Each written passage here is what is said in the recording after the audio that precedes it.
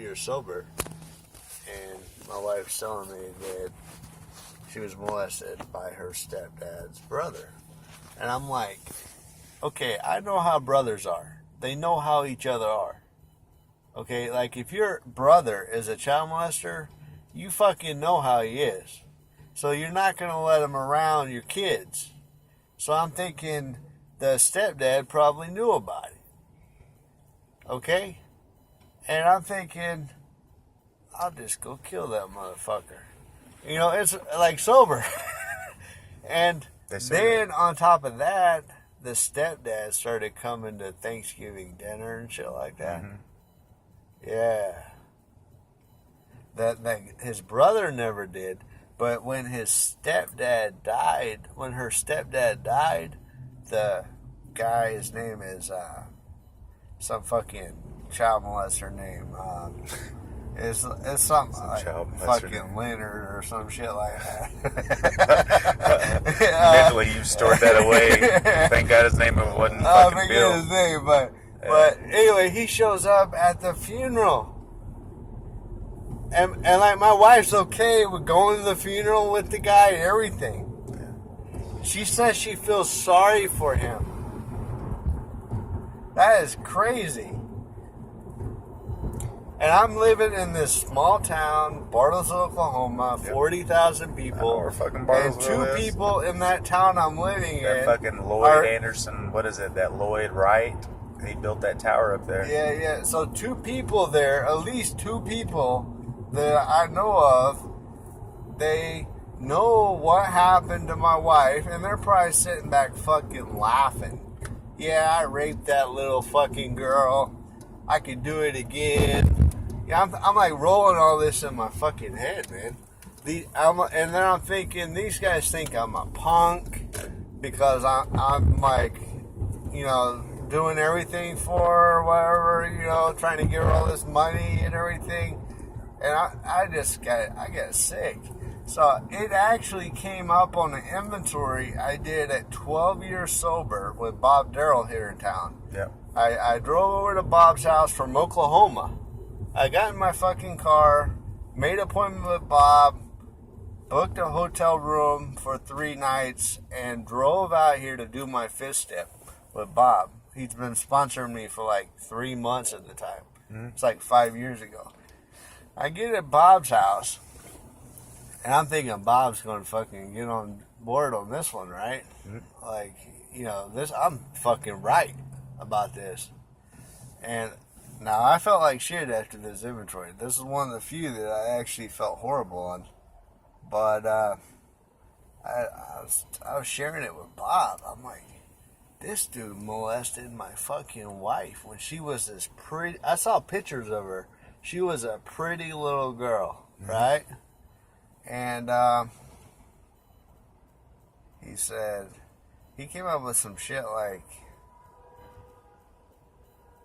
how do you think he felt? Or I don't know, man. I still don't know if I agree with what he said, but he tried to get me to look at it through his perspective. Maybe he was molested. Maybe he was sick and scared. But I don't know if I buy that shit even today. But I look at it like this. There's a oil guy up with my sister tribe. Guy's got a lot of money. And he tries to help a lot of athletes and a lot of rodeo people, though. He molested his daughter.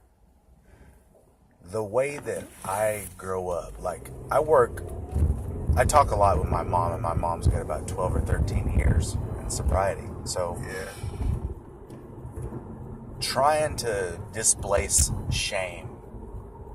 What I mean is that at what particular point is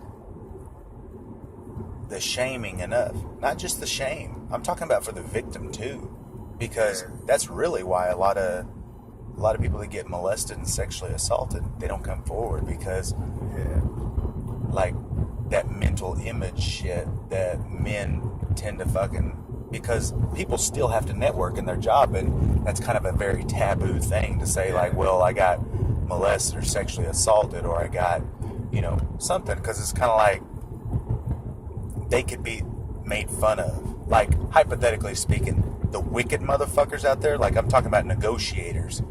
Like, they could be out there, they could say, oh man, she got, sandblasted, she got blasted in the face and blah, blah, blah. You got all these issues, and man, that could just jar loose a ton of fucking things mentally within a woman, and just completely, and men too, because men get molested too.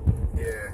And at what particular point, from the person, the predator's perspective, do you say, you know what? You got to deal with you. I don't have to deal with you. At what particular point do you have to say, this is not my fucking fight? Yeah. This is not my spiritual battle, because God, I wasn't fucking involved.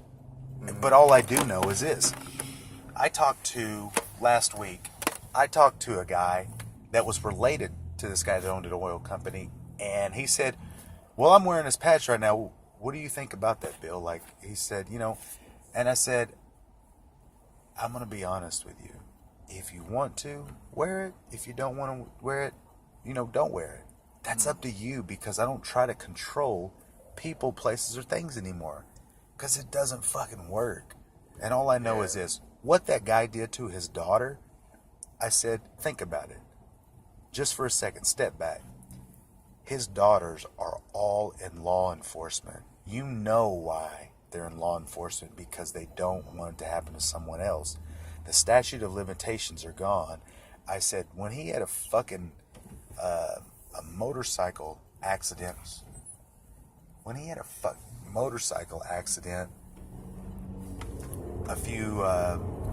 about a year ago, I said he broke almost every bone in his body.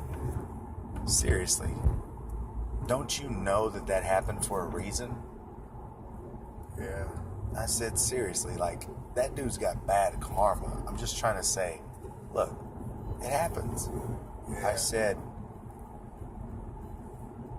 anyway, I don't really try to say, hey, don't wear his logo, or none of that. I said, look, there comes a point in time, though, that's not my fucking fight. I worry about Bill. Yeah. I try to keep my shoes clean. I try to make sure I'm at the gym. I don't flip out on nobody. Try to go to the MMA gym, not get fucking knocked out or get my fucking jaw broken. Yeah. Try to get my cardio, my diet down, my financials down. I try to make sure that all that. I try to make sure I talk to my sponsors and come to meetings and go to a sweat lodge and make sure that I'm getting ready for Sundance again. After that, I let I pretty much let the chips fall where they may. Yeah. That's it. When I was 16, I dated this Native American woman. She was Seminole, and she lived on a reservation with her mother.